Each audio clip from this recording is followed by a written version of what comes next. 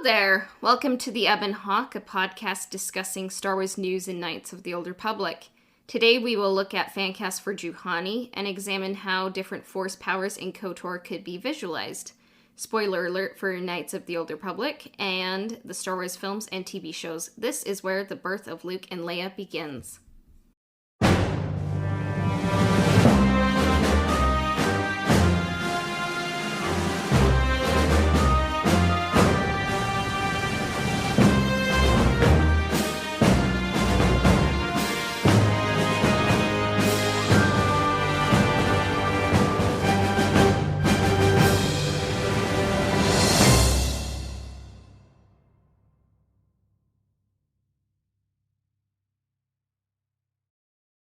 So here we are, just kind of recapping the last part of the Dantooine section. And where we left off was Revan and crew confronting Juhani.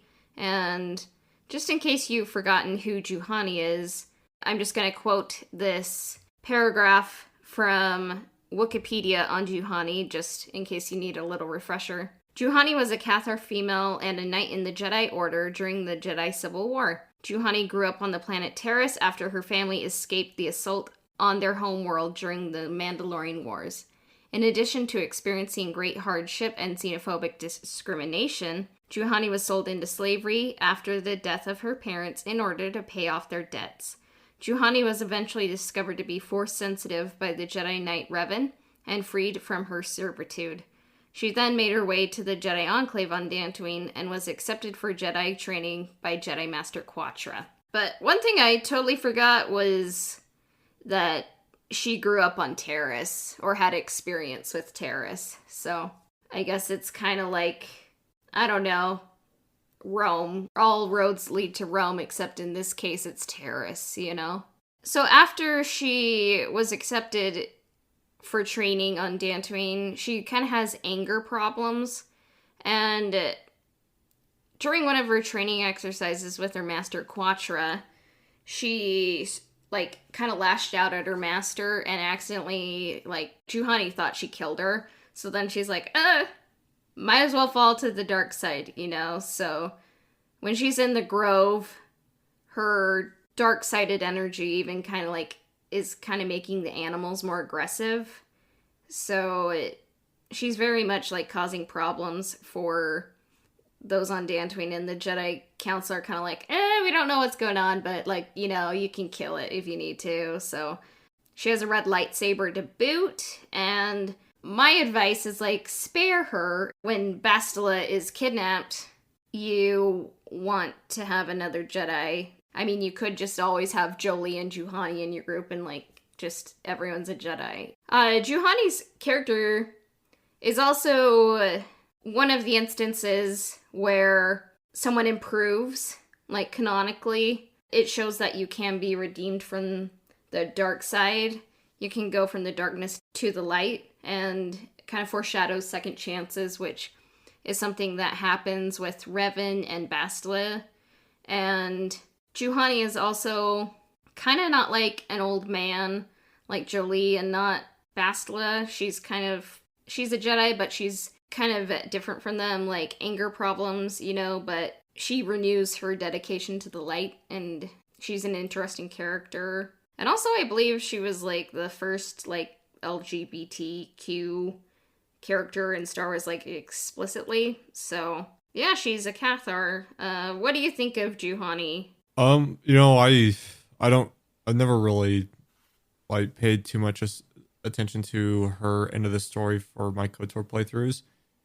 Typically I just clicked through it to get her into the party, and then I don't really bring her up much. I never really paid too much attention to a lot of the Dantooine arc.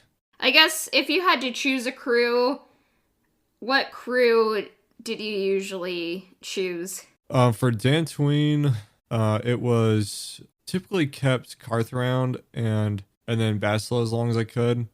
And then if I had to sub Bastila out, it was usually Zalabar. Yeah, just because he provided a pretty big strength option.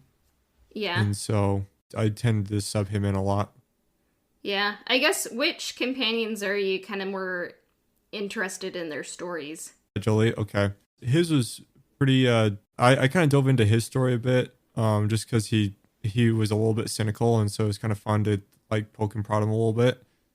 And then Kendris, I liked to dig into his story a lot too. Basila, I think I did poke and prod Basila a lot to try and like get information out of her, because the game kind of teases that her and Karth hold a bunch of secrets, and so through especially my earlier playthroughs, poked a lot to pull dialogue out of them to figure out what was going on. Yeah, I think definitely the main three are like obviously like we've talked about it, but like Revan, Basila, and Karth. But I think like the others at least like have stories, so some of them are more interesting than others. Yeah, Yeah. and I haven't met many new characters in KOTOR 2 yet with the playthrough. It's still just kind of the main cast so far. So I know I'm pretty close to meeting somebody new. I'm just not there yet. It's a journey.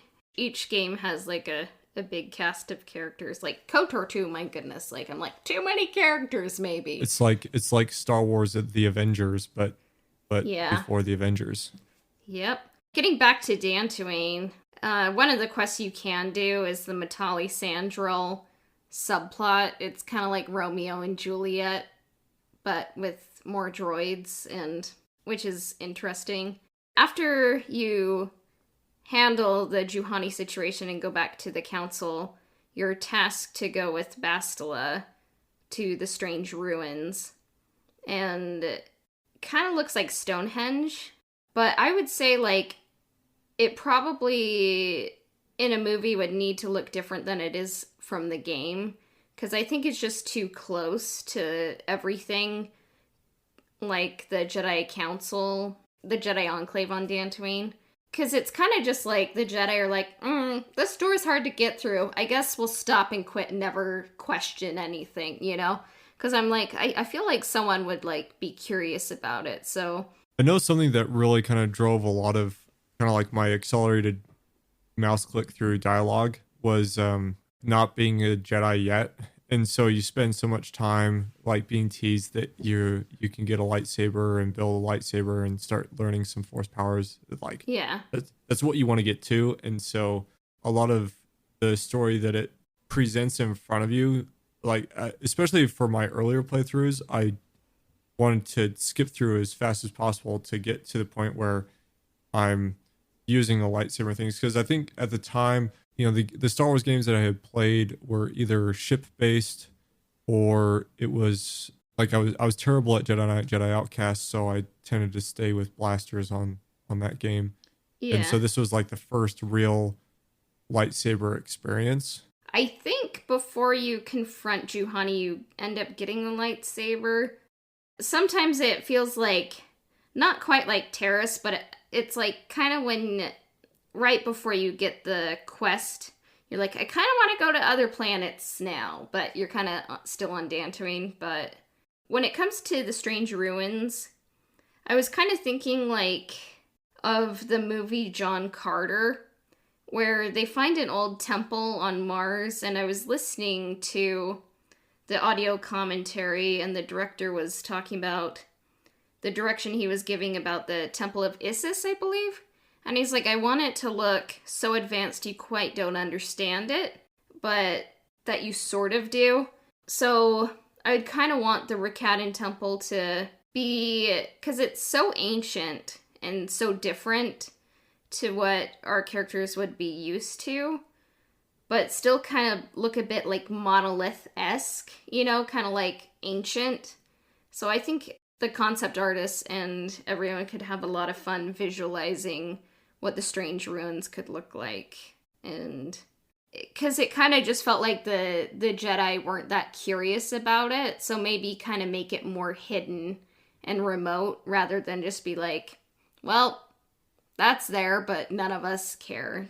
I've also been reading the National Audubon Society pocket guide about constellations, and I guess you could say it's like a star map because it's like about constellations and stuff, but I was kind of thinking about how in The Force Awakens they kind of blow up that map a few times, but most especially in the Millennium Falcon.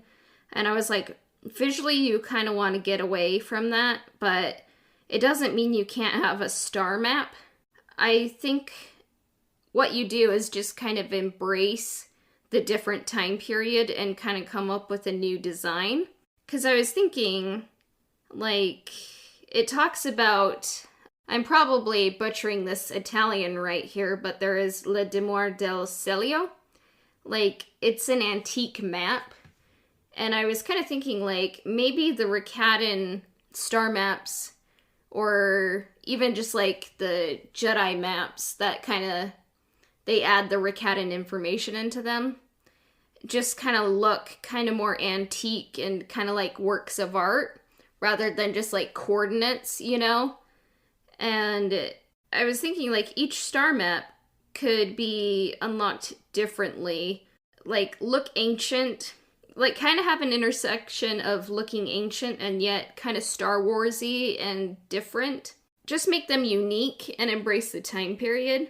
Because I think it would be really fun to kind of imagine like Star Wars inspired constellations, like kind of light side, dark side, different like species, legends about different legendary creatures. Because like on our world we have like Orion, the Big Dipper, or Ursa Major, you know, and like you could just kind of have fun with those, like creating like Star Wars constellations and like maybe make them look more medieval or something. In like a localized form, I think that would make sense. Like if we're looking at a civilization that is pre like major space travel, but I think the problem is that like in order to effectively travel space, you have to be able to understand like mapping in a three-dimensional space. And so like though it's ancient, it still needs to retain like a three-dimensional map structure. One thing that is consistent through all of Star Wars is like this hologram technology. So we see in multiple instances of stars being mapped, or star maps in a hologram setting, like Attack of the Clones, like KOTOR, and like the sequel trilogy where they're trying to find Luke Skywalker. That you've got like these three-dimensional map spaces in hologram. It's hard to give like a proper visual representation of three-dimensional space without some form of tech like that. Yeah. Yeah, unless it was like severely localized, like I brought up earlier, where if the star map was localized to a certain like section of like a certain quadrant of space, and it was within, like I'm use this term wrong. I'm using the Disney term for this, in in like one single parsec. Yeah. But like that would make sense. But kind of how they tell the KOTOR story is it's across like the expanse of the Star Wars galaxy, and to have anything other than a major holographic map doesn't make sense. I definitely think there would be a hologram, but like wherein like if you look at like a constellation like on a 2D image, it's just like connecting stars, you know. I was thinking like say you're on Tatooine and like maybe the star map shows like a constellation or something, like it would be like a 3D hologram kind of like showing the connection between these stars, and you can kind of see like some stars in the constellation are like closer, some are farther away, you know, because that's just how constellations work. What I mean is like it can be like kind of show like the intersections of the constellations and like kind of like have a 3D image behind it that kind of evokes like maybe like kind of antique-y Star Wars, you know, kind of like where it's more about like the beauty of the thing rather than just like here's a map, you know. Because I think you really want to get away from those similarities to The Force Awakens, so I think that's where you just have to embrace, like, kind of making it different. Yeah, I think my favorite star map representation came from Attack of the Clones, where it just kind of spit out a bunch of stars, and it didn't, like, have the didn't have like the galactic cloud or anything. It was just like the star cluster, and Obi-Wan had to like point out exactly where he was talking about. Yeah. I think that's a pretty good older representation of what a map could look like as far as the hologram projection, and then they have also the 2D representation on the computer that he was using at the Jedi Archive. Yeah. Because I think it could be a good visual indicator. Like if Revan and Bastila, like maybe have it like in the Ebon Hawk, like they kind of add the information they gain at each star map to maybe like their map of the universe and kind of just add everything, because then it kind of shows that they're kind of learning one by one. So, because in the game, it's kind of just like you see a map of the galaxy and it's kind of just like blinking dots. And I think like you just kind of need something more to connect with in a movie, like a visual medium, obviously. Yeah, one thing I think would be cool is maybe if the star map was labeled different than what it would be present time in the like the planets are named differently.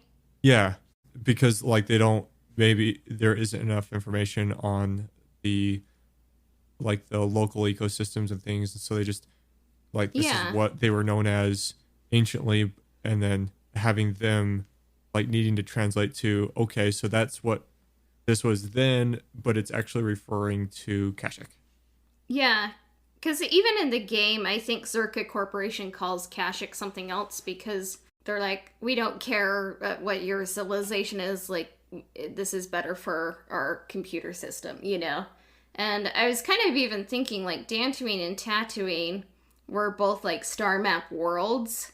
And I was kind of like, they kind of have that root word, like, Uween in it. And I was like, maybe just because, like, I had to take a little bit of linguistics, I'm like, I wonder if in the Star Wars universe, like, Uween was like a Rakatan root word, and like Tatooine and Dantooine are far apart, but they kind of retained that in their language memory, you know? And I'm like, oh man, I'm thinking way too much about this. But that's really funny because there's also another system about 200 to 300 light years away from Tatooine that's also another Ween. So yeah, so I guess like someone's like, let's just roll with this. The funny thing is, BioWare came up with this, and I was like, I've never really played Mass Effect, but I'm like, from what I hear, like, the star map and, like, the Rakatan Empire is very Mass Effect-y. Yeah, I'd say that they're pretty similar. I mean, especially KOTOR 1 versus Mass Effect 1, there's a lot of similarities to plot and, like, going to different areas of the galaxy to, like, uncover things. Mass Effect was the game they made after this, and that's why they didn't proceed with Knights of the Old Republic 2. But one thing I was kind of thinking about is maybe, like, the Rakatan Empire would maybe turn into, like, the midichlorians for some fans. Because, like, maybe, like, the Infinite Empire, they'd be like, so you're saying, like, before the Star Wars, at some point, there was a Rakatan Empire that was ruling over everything, and they had a Star Forge, and they were over it, and I could just maybe see some fans, like, not getting behind, like, kind of like a large ancient civilization that was kind of behind a lot of the history of, like, Star Wars. But, like, for me, like, that's how history works, is, like, sometimes, like, power falls into different hands, like, whether it's the Sith or the Hutts or the human systems. But I don't know, what do you think about that? There's a game that's more current that I think handles this fairly well. Elite Dangerous has like an ancient alien race in the galaxy that helped like shape certain technology. Like it's foreign and it's advanced, but it's also ancient. But they're an entity that you never like run into. And I think it works really well, and I think it could work similarly here with the Rakatan Empire. Just a different civilization that may or may not have gone extinct, that like, you know, had their own way of progression, and you know, maybe some cataclysmic event happened and they were then replaced by the current occupants of the galaxy. You know, maybe the the catastrophe was more localized. Like if we're going with more of the star map being localized to a certain section of space, that the clues were kind of distributed all around the galaxy. Another great example of this is actually Halo. For those that don't know Elite Dangerous, but the Forerunner Empire before that were extinct by the Halo rings, where they had their own like major technology, but like if you're just looking at the Bungie storyline, you just never ran into the Forerunners ever again. But you definitely saw like the ruins and their research and technology. I think it works, but yeah, I think it would be cool to see a Star Wars spin and not like total copycat off of some of these examples that I've mentioned here. Yeah. For me, like, if you just look at history, empires rise and fall. One point in world history, like, the Egyptians ruled over most of the world, and then it was the Assyrians at different points, Romans, Persians, and, like, everyone thinks, like, they're the infinite empire that will last forever, and all these people add the great to their name, you know? So, like, for me, it's like, it would be cool just to kind of see, well, just to see, like, kind of a Star Wars, you know, kind of spin on that, like the Rakatan Empire, like, so it wouldn't really bother me. Yeah, I think it can work. Like I would like to see it like remain in the past and only like influence the events as history and not like superstition like midichlorians. I mean, it's just the history, and, like, they stumble onto the remnants of the Rakatans on Lihan, but it's not like they take over the universe again, you know? It's like they're just kind of confined to their planet, and that's it. Yeah, but speaking of the Starforge, the star map, maybe this was supposed to be super obvious and I missed it, but the star map kind of looks a lot like the Starforge, and I'm like, just on my replay, I'm like, oh, it's an obvious visual clue, but yeah. I thought there were similarities. I didn't like like architecturally similarities, but I didn't think that like there were like exact representations of each other. Yeah. I mean, it's not like one for one, but I'm like, it also kind of looks like Revan's like purple lightsaber, and I'm like, oh, that's some cool detailing there. But anyways, so Revan and Bastila, they access the star map in the strange ruins, and they see that there are 4 maps, there are 4 worlds mentioned that they can see. It's like, that's Tatooine, that's Kashyyyk, that's Manon, and Korriban. And they're like, okay, so we get it. We need to go to each of those worlds and find the star map. Then they return to the Jedi Council, and they are officially quested to go to those worlds and to locate the star maps. And kind of just one idea I had about the council was like, what if you... Maybe this is because I watched The Mandalorian and Bo-Katan came on, and I was like, what if, like, the Jedi Council has the voice actors from Knights of the Old Republic, and they came in and did cameos, or they contributed their voices to members of the Jedi Council. I'm like, they could even maybe have some of them be wearing some of the headgear from the games, like some of, like, the Jedi, you know, swag you can wear, you know, and maybe even Atris could be there. Revan and Bastila leave, and then there's a little quick cutscene where Darth Malak finds out that Bastila escaped with Karth Onasi, and Karath is kind of like, and also, let's discuss this somewhere privately, but I think there was someone else with them, so it's like, dun dun dun! Who is it? We know who it is, but, you know, like, the first time players don't really know, so... That's where we'll leave off, and in a future episode, we will discuss how to handle Dantooine cinematically, so look out for that. Before we move on, I just wanted to make a plug for Apple Podcasts.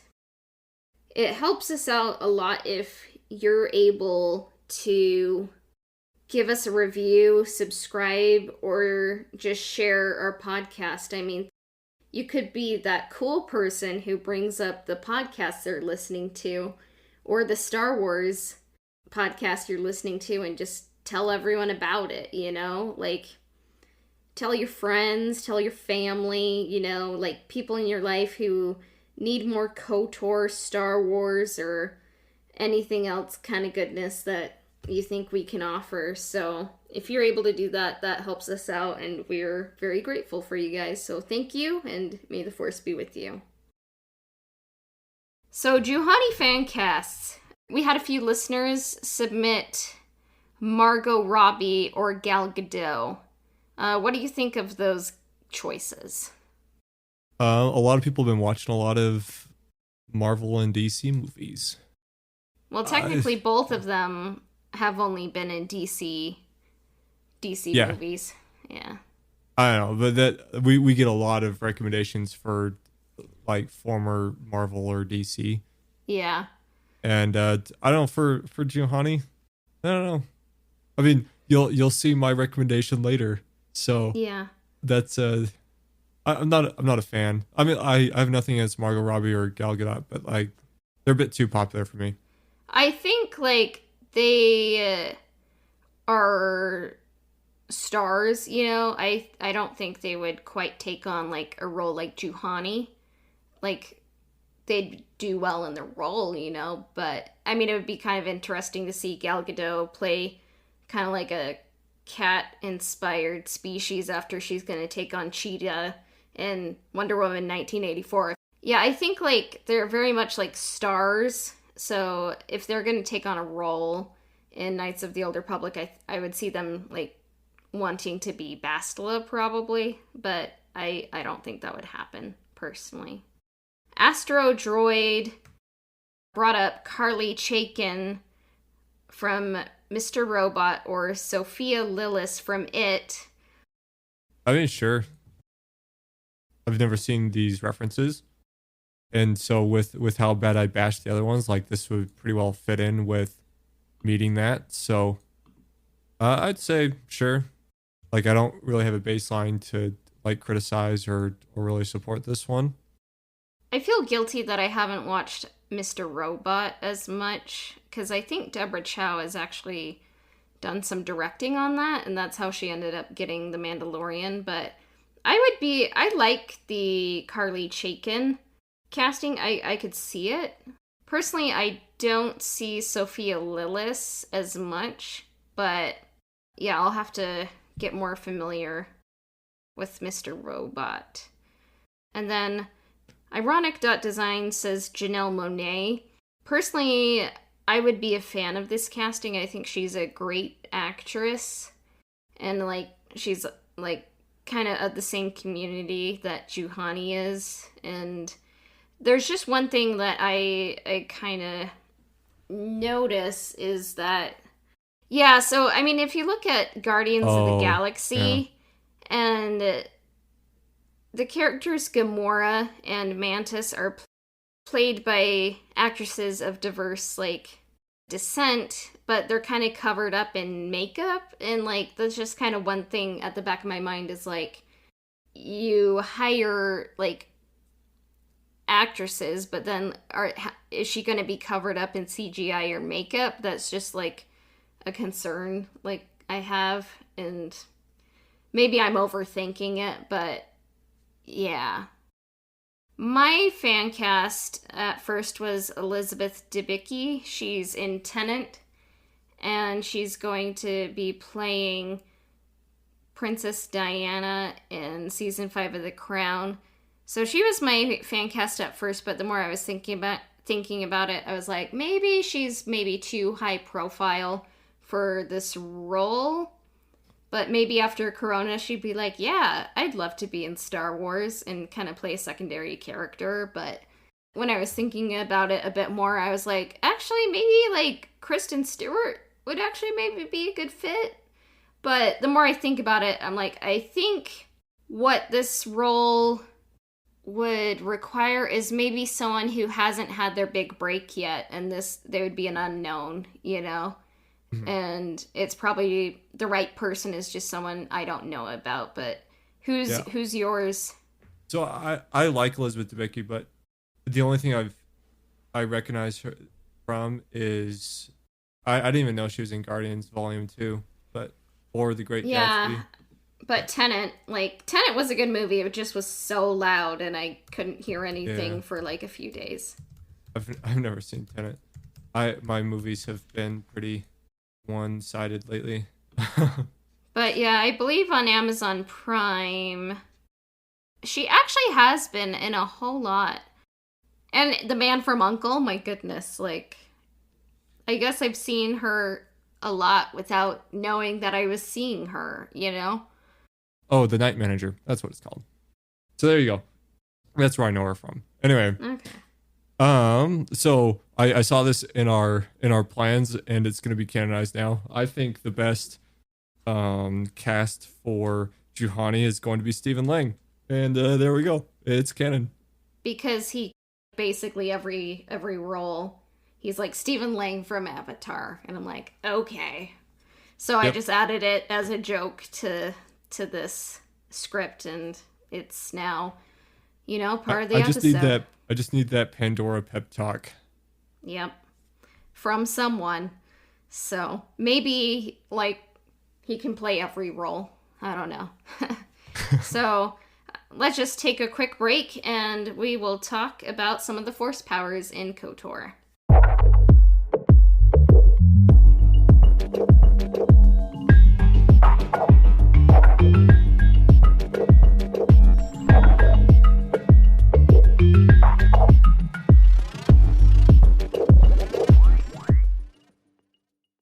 This next topic is examining what should the force bond look like. And Reborn Sith loyalists said their eye color could change for a color they'll both share. What do you think of that? So I'm seeing this come up in, I guess, a couple different opinions, and I think to answer these as they come up is I wouldn't want it to be confused with like a form of mind control. This is going to come up later for battle meditation. For force bond, one of the things that I really like, and this is again probably going to be more of my opinion for battle meditation, is I really like how Obi-Wan communicates with Luke in Star Wars: A New Hope and Star Wars: Empire Strikes Back, where it's just kind of like they have that vocal connection together, Yeah. and so I would like something along the lines, and this is also something featured in Star Wars Jedi Apprentice, where Qui-Gon and Obi-Wan can kind of just communicate on a more like telepathic level. And Yeah. so, and that's, I think that's really hard to demonstrate cinematically, Visually. Yeah. but that's kind of how I see Force Bond, like something that's not as drastic as what we saw in the sequel trilogy, where I mean they could literally like move between space and time, basically. It was something where they can be connected mentally, and finding some way to show that cinematically. That's tough. Yeah. I think the best way to do that is just how they do it in A New Hope, where Obi-Wan can kind of communicate with Luke, and Yeah. I think if Luke actually tried, he'd be able to communicate with Obi-Wan. Yeah, it's been a while since I've seen Lord of the Rings, but someone suggested something like Frodo and Galadriel. And I can kind So of remember that's it in the back pretty of my mind. similar, Yeah. except that's still kind of in that bending space time, because you have the scene in Return of the King where when Frodo, one of his many fainting episodes, he falls down onto the rock path, and as he hits the ground, he's in Gladriel's forest, and Yeah. she goes to like give him some encouraging words and helps him up, and as she helps him up, he then like returns to his own like space. And Yeah. so I think less of the space-time bending and more of just like the mental communication. Because Jedi Amortal says what would be good is a single second split screen face shots of both of them looking aware of something. I'm not sure if I like the split screen, but It seems a bit kind comic book. I mean, it kind of reminds me of like Obi-Wan with Grievous. Like, it wasn't quite like a split screen, but it was probably the most split screen thing to ever happen in Star Wars. The extreme close-up shots. Yeah, I'm kind of like, okay, we're really seeing their foreheads, you know? So I think those work really well to like bring in a form of like tension and suspense. But yeah. yeah, for like Force Spawn, I think Force Spawn's a bit like less. Well, it's definitely I think a less intense scenario. Not like they're enemies, but it could be Yeah, intense. And then ironic.design said, all I see is Rey and Kylo now, with kind of like a little bit of a cringe face. Ironic's kind of thinking the same as we are. Yeah. Yeah, so it's gonna be kind of hard, just like kind of the sequels kind of went there first and kind of did like the diet root beer version of it rather than like, the root beer version of it. So it's not like it has to be totally different from the sequels, but then it's kind of like you kind of have to like incorporate a little bit. But then I'm like, Revan and Bastila are also their own thing, so you don't have to put the cart before the horse. But what do you think?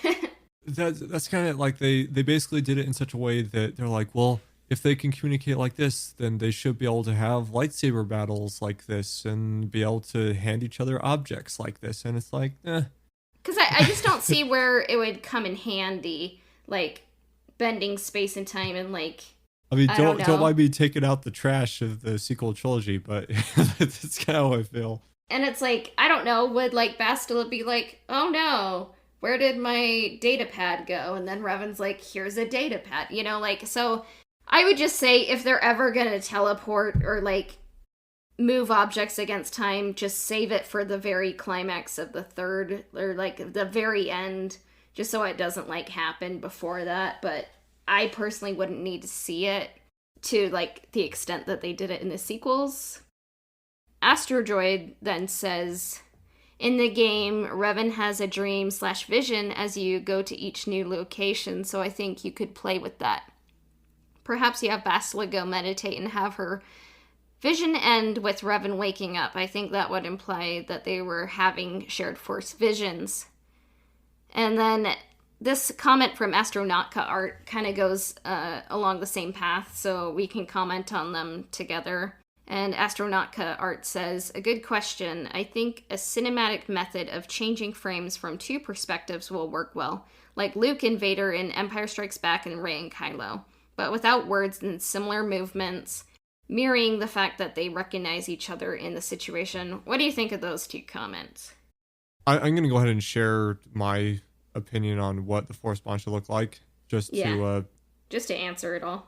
Yeah, and I'm going to answer this in two parts. Like, I think in a more conscious setting where they're out and about and moving around, I'd really stick with the mental vocal communication.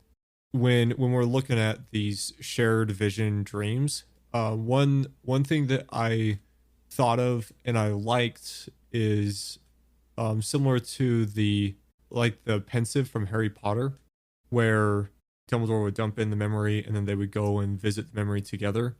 But obviously different because we're not using like an object to do this. They're kind of sharing that same conscious space when they're unconscious, as they're like viewing these visions and dreams, like they're both present, but it's not at the extent where we're bending space time. They're experiencing the same dream as like the unconscious location.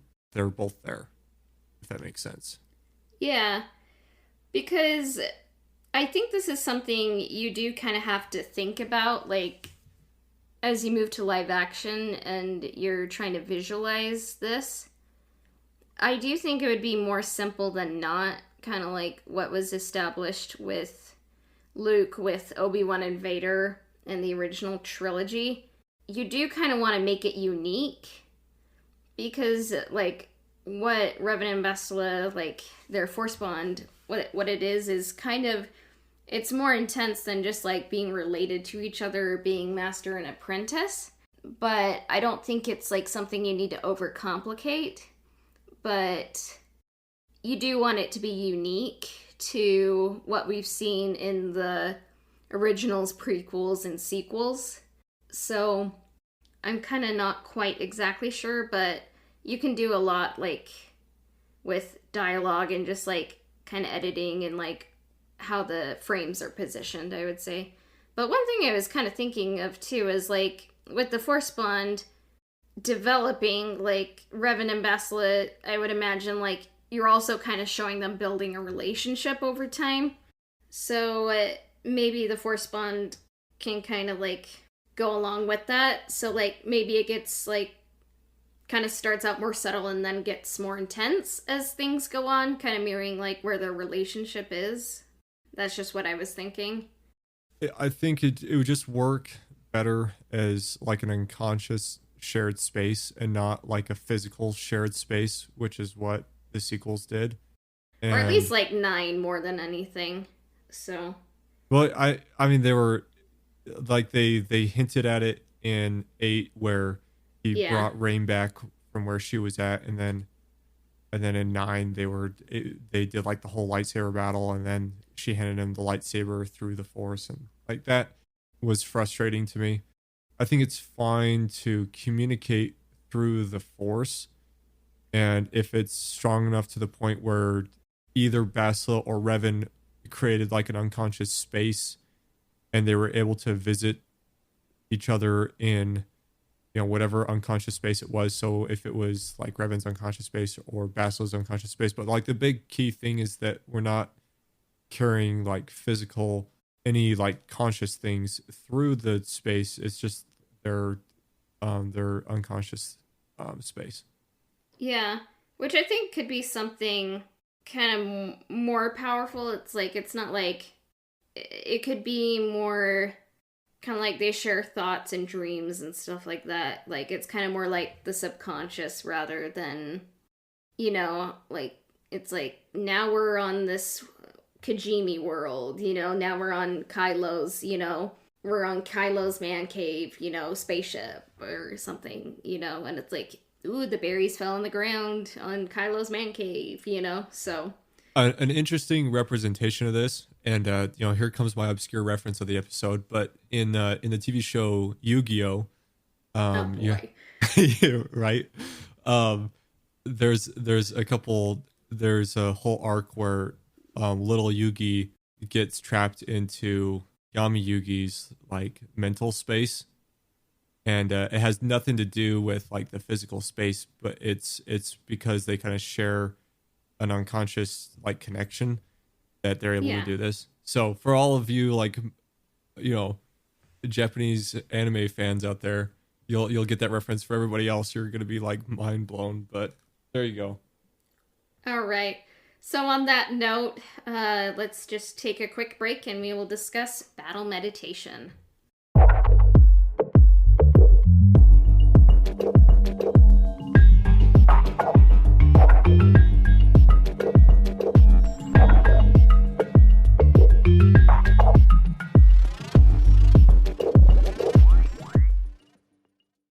So, we also asked our listeners how should battle meditation appear?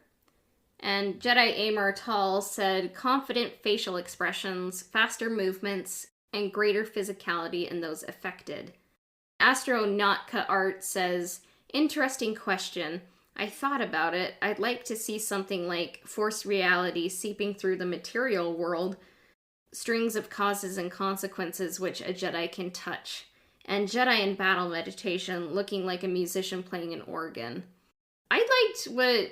I liked how Astronautka kind of visualized it. She's a great artist, and it's just kind of cool to kind of visualize the Force in different ways. But what do you think of those two comments? This is gonna leak into kind of my overall opinion on this, but like I think it's important that battle meditation isn't confused with like taking control of soldiers. I don't want it to be confused with like if everybody's eyes light up, does that mean that like Bastila is basically the hive mind of the military? And so I would like to see something a little bit different. Grey Jedi 101 says, well, since she can influence the minds of people, it could look like they perk up and then they can feel her guiding them. And then Astro Droid As visually, I'd like something similar to the intense focus we see Yoda using to raise the X-Wing, mixed with something of the opposite of what we saw with Rey in Episode 8 on Oct 2, when everything was sped up. Bastila would be seeing the battle unfold slightly under real-time speed. Visually, there needs to be something that is affecting the battle, and we aren't just seeing her meditate. Slight speed shifts can be a subtle way to do it. So what do you think of Astro Droid's comment? So I think he's kind of along a similar plane that I am on this one. Yeah. And I'll get deeper into mine, but I do like Astro Droid's kind of like thought on this one, but I think there's some other like little tweaks that I would do to it. Because the more I think about it, it's like it's more simple than not, even though it's something like a different power that we haven't really seen before. And then Ironic.Designs said, heavily influenced by music and a new unique sound that signifies battle meditation. Visually, something like an aura radiating off her or her eyes kind of glowing and flashing, and it can cut to various soldiers with their eyes doing the same thing, signifying they're all connected. And I was kind of like talking with him and saying like, that reminds me of The Last Airbender, And he's like, oh yeah, I guess I was kind of influenced by that. But I think like incorporating like music and sound design would definitely help. But what is your take on how to visualize battle meditation? So I think first things first, it helps to know like what battle meditation actually does. Correct me if I'm wrong, but it basically, when you actually use battle meditation in KOTOR, it raises your stats in combat, so you're able to succeed in kind of like the electronic dice rolls that take place in the game. So how you successfully land your blows and like the damage you deal and things like that, and how you're able to like dodge incoming attacks and things. Yeah, it's never used in Knights of the Old Republic. Like in the combat, it's kind of just more of a story point. So sometimes you'll see like Bastila meditating, but it is a power you can use in Knights of the Old Republic too. Yeah, so I think to kind of how I would see this visualized is kind of how Astro was bringing this up, where we see Bastila more kind of like away from the kind of like out of the harm of the fight, but like very much into the Force. Something like what we saw with how Luke was meditating in the sequel trilogy to project his physical form to the battlefield, but instead of that, basically projecting her mind to those in the conflict. So again, this would be kind of like a similar sense to the Force bond between Revan and Bastila, but more of like a one-way communication where Bastila is communicating and like encouraging her, like those that are in her command to to like proceed with like certain battle strategies or just like lifts of encouragement, things like that. I like how like music could be influenced by this, and then maybe some form of like visual representation of her like reaching out to the fleet or to like the ground force, whatever she's influencing at the time. Something to that effect is where I would go with this. I kind of was like, I probably need to watch more Kung Fu films. But sometimes if you kind of play games kind of inspired, like, by Kung Fu films or, like, kind of like Asian films, I remember, like, you would always have to kind of collect morale and stuff, and I was like, yeah, battle meditation, it's kind of like the person who uses it, like, you're kind of helping psych your team up with, like, boosting their morale. And I was kind of thinking, like, maybe it could be shown as an arc. Like, maybe at first, like, Bastila's, like, fighting on the front lines and kind of being more, like, physical, like, kind of making it more about her. But then, like, it kind of evolves to where it's kind of more about the force of it all and like meditating and going with the flow. Because I was thinking, it's like with the light side of the force, like battle meditation would kind of be like building a rapport with the soldiers, like kind of inspiring them and that. But the dark side could maybe be like you're kind of enforcing your will upon them, like you're kind of dominating the people, you're trying to like boost the morale and kind of like making them do savage things. Maybe that could be like different. Well, like the different ways to alternative would be like visualize it. mind slave, which is Yeah. kind of what I was kind of explaining to avoid for like a So for like the light-sided approach. And I think kind of what you're describing reminds me a lot of how they used Anakin Skywalker in Star Wars: The Clone Wars, where the clones were kind of like mediocre at best until like their leader shows up, when Anakin shows up to like inspire their confidence and their direction to then like overcome the combat objective of the episode. Yeah. I think that has more to do on like a less force level. And just like more a personal level. Yeah. Yeah, this is like the force power version of it, but I do think it is connected to like the personal dynamic of it. So I think like her being kind of like a sheltered Jedi or like a Sith, you know, kind of would hold her back. But I think like at the end when she's kind of more redeemed, like at the end I think she would finally get it, you know? And it's like battle meditation isn't like how the Jedi Council is using her as a tool, but it's like you're working with them and inspiring them. You're inspiring your team to be the best they can be. It's like being a good boss, you know? Because like some bosses can like kind of rule by fear, you know, and kind of be like bad to work for, but like a good boss like helps their team achieve, like helps everyone achieve more, you know? Yeah, I think so. The other thing too is I'd want battle meditation to be steered away from kind of how it's defined in like Wikipedia and how you may have used it in KOTOR, where it's just like, I cast battle meditation. What's Latin for battle? But that's a joke on J.K. Rowling there. But so have it be more of like battle meditation as like a verb or adjective, not like an actual action being done, if that makes sense. Yeah. Yeah.